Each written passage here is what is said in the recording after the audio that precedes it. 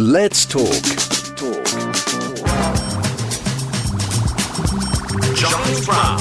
The future of travel. In the future, tourists will strap on a virtual reality headset that serves up information about the shop fronts and cathedrals they pass, letting them see Paris without actually laying eyes on it. Will we all be sticking Babel fish in our ears? Is the future of travel going virtual? Well, one man who maybe has a few answers, definitely got a few views about it, is my next guest. He has written a fascinating book called The Future of Travel, and he is Daniel Maurer. Daniel, good morning to you, sir.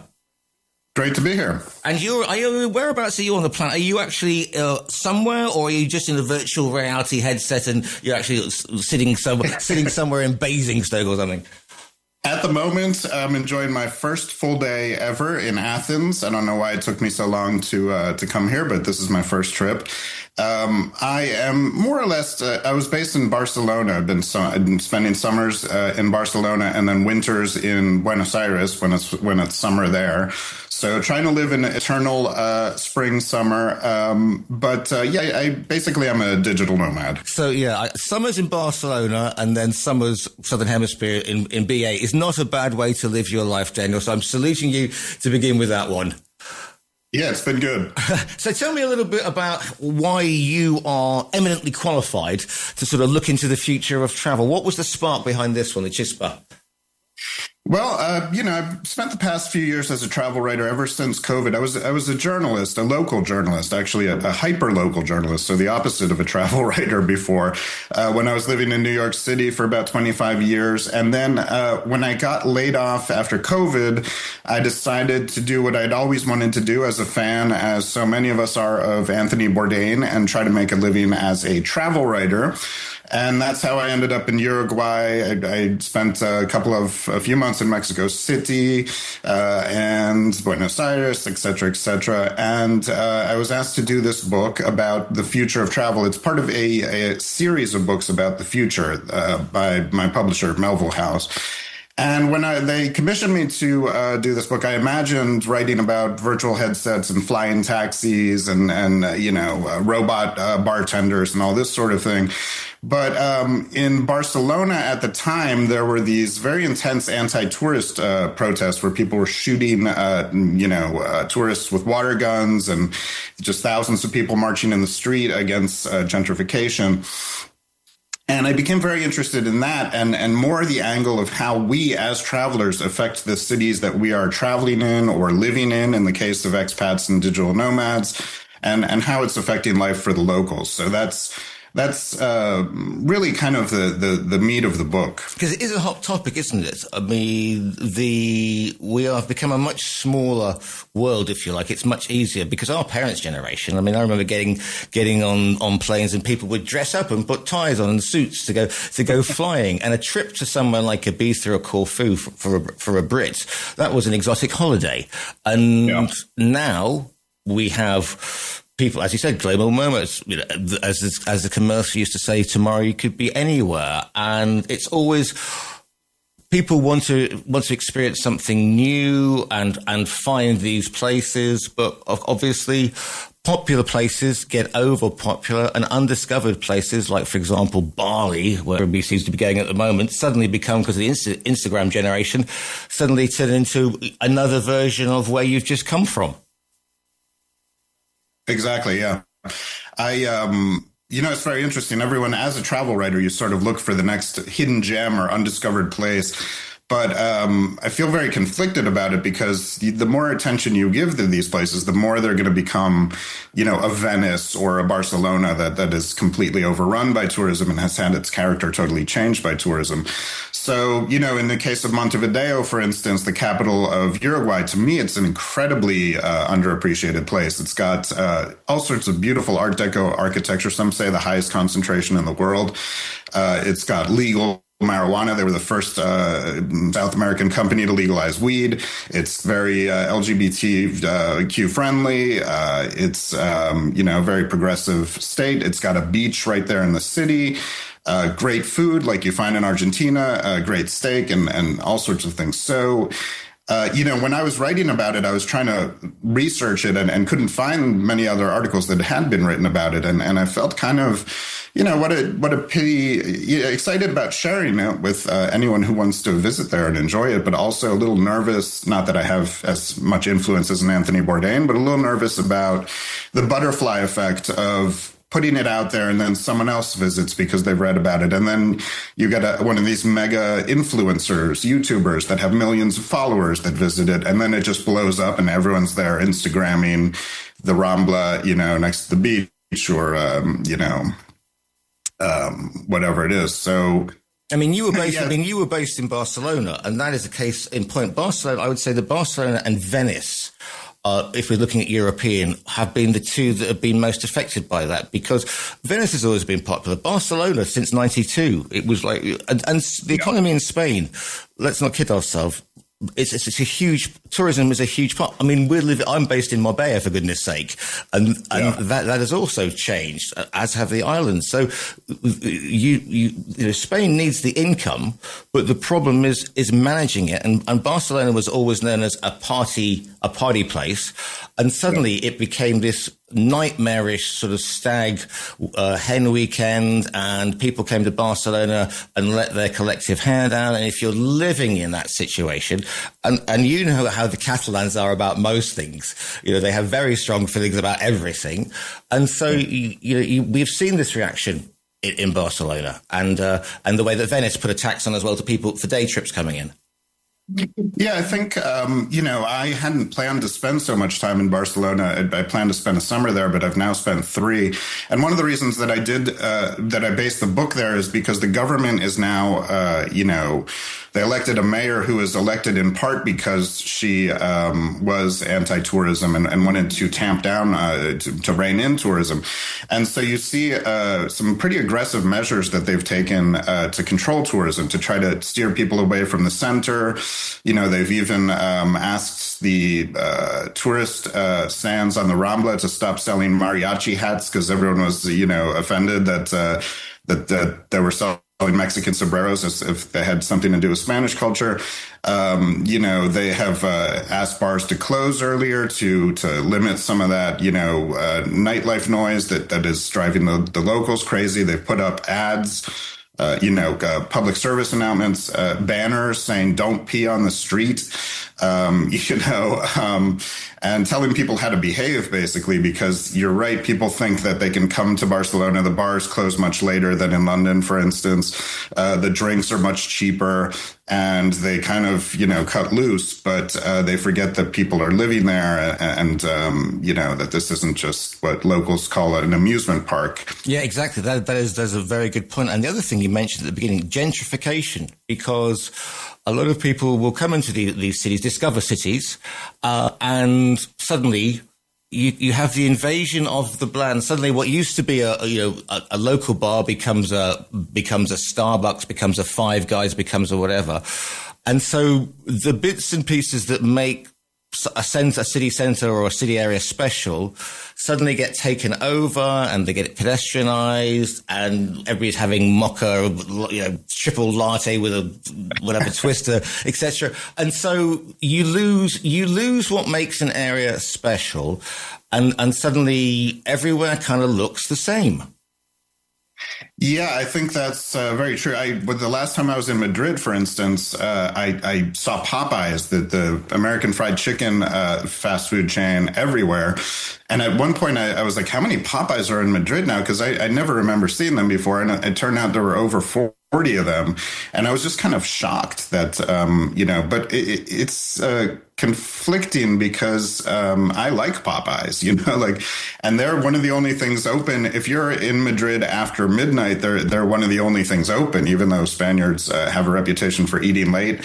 It's going to be either a kebab or a Popeyes. And between those two, I'll often pick Popeyes. So, and even Carrefour, the French supermarket, is controversial in Spain because they stay open 24 hours and some Spanish people believe that's a violation, an abuse of workers' rights and of the local culture. So it's all very complicated, but I think that it's true that, more and more places are starting to look like each other. That's part of the reason I liked Montevideo, is that there are very few Starbucks, and the Starbucks right in the middle of the historical center is closed on Sundays, which the first time I saw that, I was shocked, you know. And what about the whole situation with, gentrification? It means that prices get expensive. I mean, we obviously they've had Barcelona in particular, or Spain in particular, has had a massive crackdown on sites like Airbnb. The hotel lobby in Spain, which is used to be state subsidized, is obviously massive. But what happens is, okay, a hotel group will then buy apartments in the center of a Barcelona, and that forces quote unquote normal people to move out because they can no longer afford that. And also, this is a knock-on effect. We see this particularly, on the Costa del Sol and also on the islands. The people who work in the cafes, the people who clean the hotels, your receptionists, they can't afford to live in the center of these cities now because they become massively expensive. And that feeds a sort of anger towards the tourists. And you must be, that's a worry as well, surely. Yeah, I think Airbnb is I write about Airbnb a lot in the book because it's a very tricky issue. I've used Airbnb for years, and I personally enjoy it because it does help you. For instance, here in Athens, I booked an Airbnb outside of the center. And I think you'd be hard pressed that I know of. I doubt there are any hotels in this neighborhood. It's a very residential neighborhood with all sorts of nice cafes and tavernas, and it feels very different than staying in a hotel in the center where everyone around you is a fellow tourist. And everything, as you say, is a Burger King or a souvenir store. I haven't been to the center of Athens yet, so I apologize but I suspect that it's going to be that vibe, having been to many historical centers in Europe. So Airbnb is useful to live a sort of local experience. But at the same time, it is depriving locals of housing stock. Apartments that could have been for locals are now being taken over by companies. And there's a lot of anger about that. So I personally feel a lot of guilt about that. I avoid Airbnb whenever I can. If I can stay with a friend, if I can do a house swap, if I can cat sit, if I can, I stayed on a houseboat in London, which was less likely to be used as traditional housing stock. So that sort of thing, I try to avoid, but sometimes you do have to go the Airbnb route. It is often significantly cheaper than a hotel. And I imagine that when Barcelona bans Airbnbs in the next couple of years, they're going to let all of their licenses expire. You will have to pay $300 to stay at a hotel. And I don't know that it's a great solution to make it so that only the very wealthy can visit a city like that. So, but at a certain point, I guess the city felt that it had to decide between the residents and between the rights of, if you want to call them that, the visitors. Yeah, the unfortunate effects of that, and again, I'm going to go to the south as that's where I am, a lot of areas around Cadiz and the Costa de la Luz where Spanish families would traditionally go and rent a villa, middle-class families. They can't do that anymore because the Junta de Andalucía has got very strict policies. They will find you. And if you want to take a family of four to stay in one of the Melias or one of the big hotel chains, instead of spending 2 weeks, they're now doing sort of 3 days, 4 days because they simply can't afford it. So it's not just sort of cracking down on rich tourists as it's kind of being painted by certain government organizations, in Spain and other European countries. Well, yeah, I think they're actually courting rich tourists because, many Spanish governments, local governments have made no secret about the fact that they want a different type of visitor. They don't want the young British lad who is coming to party and just eat cheap sandwiches, from grocery stores. They want a well-heeled tourist, which is going to be the tourist of the future. I mean, there are many people in Asia and in India and China who are now coming upon wealth for the first time in history, and they can travel for the first time, and they're lining up outside of the Louis Vuitton store in Barcelona, and that's the type of well-behaved sort of adult, well-off visitor that Barcelona might prefer. What about this? You know, What about the idea that things like Venice have done, which is bringing in, because if you've been to Venice, if you stay in Venice, it's a wonderful experience if you're in the centre. But one of the things that you do notice is that when sort of 8 o'clock comes, it's empty. And yet, in the middle of the day, it's absolutely ram-packed. As you know, cruise line. I mean, it's been 20 years since I was in Venice, but cruise liners came in. They disgorged 2,000, 3,000 people at a time. The cruise passengers came around. They bought a silly hat. They bought I went to Venice and all I got was this T-shirt. And then they went off. They didn't put anything to the local economies. They didn't sort of stay overnight. I mean, presumably that's the way that I know that Plaza de España in Sevilla is also thinking of introducing a tax to go or a pay thing. That's going to be, again, to control numbers, because otherwise these places just can't, the experience is just going to be horrendous for everybody. Yeah, I think Barcelona actually just announced that this summer they announced that by 2030 they're going to combine 3 of their cruise ship terminals into one. So they're going to eliminate 2 terminals and I think have 7,000 less visitors a year, something of that nature. So they are trying to work on this, and they're also going to prioritize the cruise ships that are based in Barcelona, that aren't just coming, doing a layover in Barcelona and disgorging those passengers that you mentioned. And of course, if you only have a few hours in Barcelona, they all go to the same place. They go to the Ramblas, they go to the Ciudad Vella, and that's why if you walk around the historic center, it is clogged by nothing but tourists. So I think Barcelona is hoping to change that by prioritizing ships that stay there for a while, encourage people to maybe enjoy more of the city, spend more of their money in the city, because again, if you're only on the cruise ship for a layover, many times you're eating on the cruise ship and you're not even going spending money at a restaurant there. And what about this idea of tourist guides? Should they be quaking in their boots? Because we have an image of visitors wandering around with VR goggles on, and they've got a headset. And apart from the security aspect, but describing what they're seeing so that they don't have to get local guides. Is that going to be a thing? Do you think, or do you think local guides are still going to want to be employed? I think so. I mean, I have the Ray-Ban Meta glasses. Right now they're in a very primitive stage. I mean, if you try to use them for live translation, they do a pretty terrible job. But, it is easy to imagine a future in which, once they can start displaying things on the glass, that you could look at a building and it tells you the history of that building right there on the spot. That it can detect which neighborhood you're in and say, hey, there's a great, restaurant that you should check out just 2 blocks up.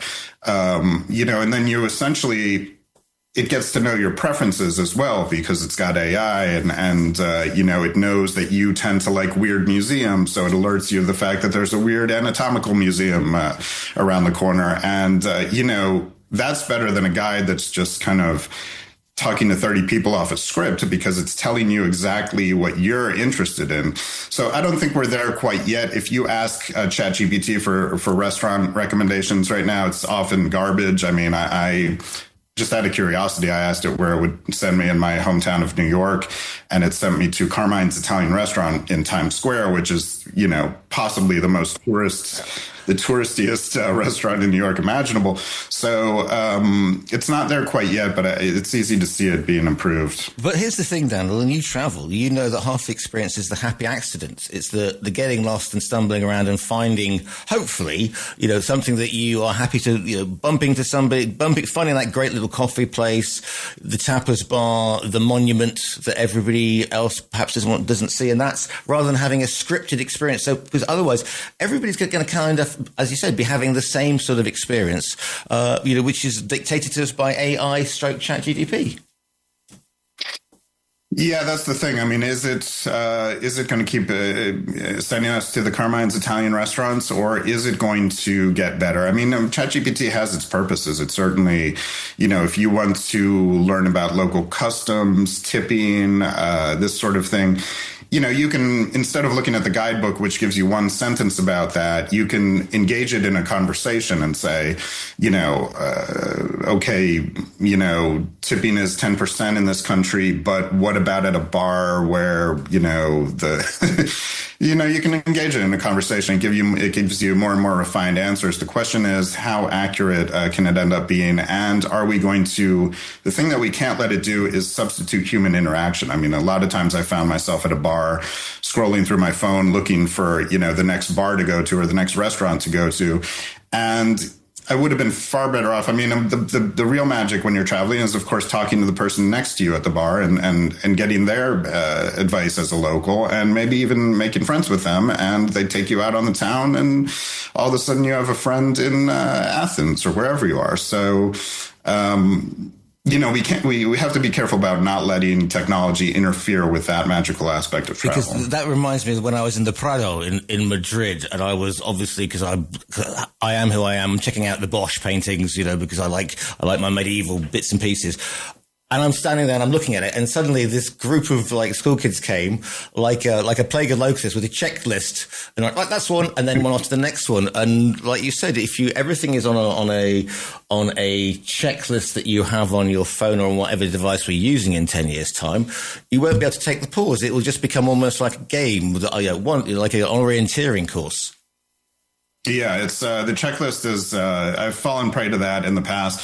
And I think often it's a result of having very little time in a place. I mean, the way our vacations are structured, I remember I went to Colombia. I had a week in Colombia, and I was like, I'm going to see Cartagena, I'm going to see Medellin, I'm going to see Bogota, just to see as much as possible, because who knows when I'll ever be back. And you really have to avoid that temptation to see everything, because you end up just being so harried and rushed that you see a lot, but you don't remember anything or really experience anything. So I think we've all been guilty of the checklist when you have very little time in a place, and it's important to make as much time as you can in a place, as possible. I mean, I'm here in Athens, and there's the temptation to be like, well, I'm going to see some Greek islands too, but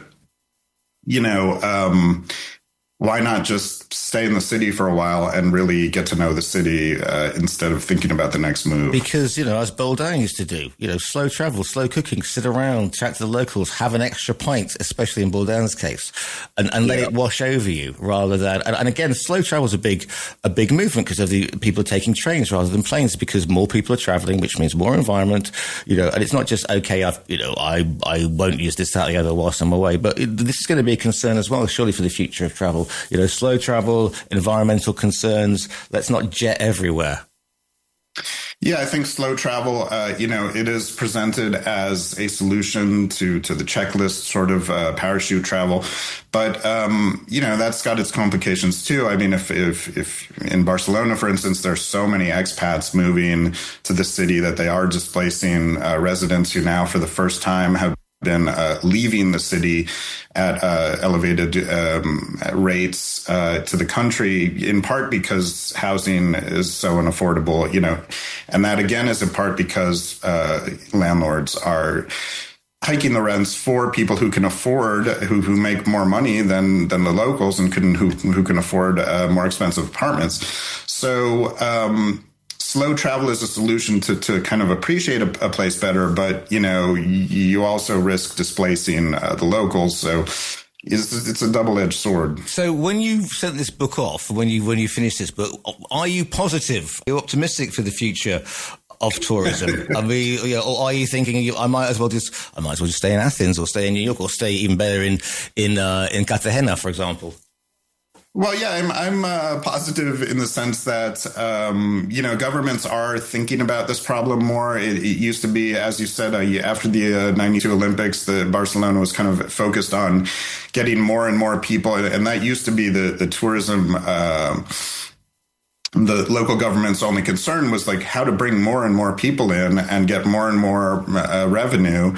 And now, despite the fact that tourism taxes have helped locals, because the overnight taxes in Barcelona go to local projects like air conditioning schools, and that's millions of dollars that benefit Barcelona school children.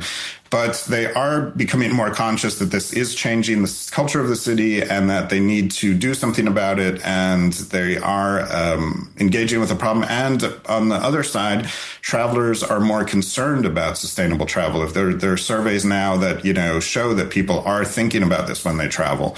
So I think you'll see more conscious people, more conscientiousness. The book is called The Future of Travel. It's by Daniel Maurer, who we're talking to today. You can order it by going to our virtual bookstore and clicking on the front cover. Daniel, can people find you online? And if so, where? Not really online much. So probably not, but I encourage them to Google the future of travel and buy the book. As I said before, they can order it via our own virtual bookstore. Enjoy your time in Athens. Take it easy, take it slow. Daniel, it's been an absolute pleasure to speak to you this morning. Same. Thanks so much.